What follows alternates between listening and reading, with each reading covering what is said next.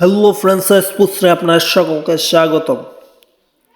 AFC নারী Asian cup চলছে, যেখানে বাংলাদেশ, উত্তর কোরিয়া, চীন কিংবা উজবেকিস্তান তারা আছে বি গ্রুপে।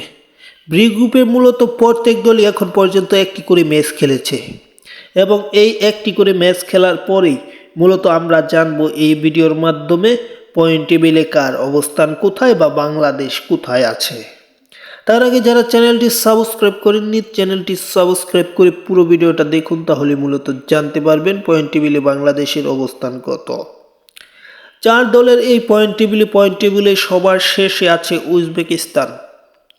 উজবেকিস্তানের পয়েন্ট মূলত তারা একটি ম্যাচ খেলেছে, তারা খেলেছে কোরিয়ার বিপক্ষে, উত্তর কোরিয়ার বিপক্ষে, যে ম্যাচটি তারা 3-0 গোলের বড় ব্যবধানে হেরেছে উত্তর কোরিয়ার বিপক্ষে।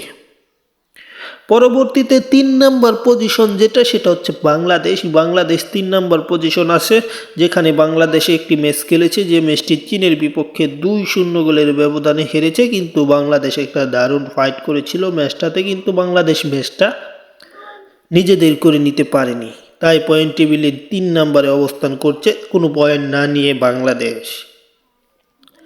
পয়েন্ট টেবিলে 2 নম্বরে অবস্থান করছে চীন, বর্তমান চ্যাম্পিয়ন চীন, পাশাপাশি 9 বারের চ্যাম্পিয়ন চীন। এই চীন বর্তমানে একটি ম্যাচ খেলেছে এবং বাংলাদেশের বিপক্ষে 2-0 গোলের ব্যবধানে জয় নিয়ে পয়েন্ট টেবিলের 3য় স্থান অর্জন করে আছে এখন পর্যন্ত চীন।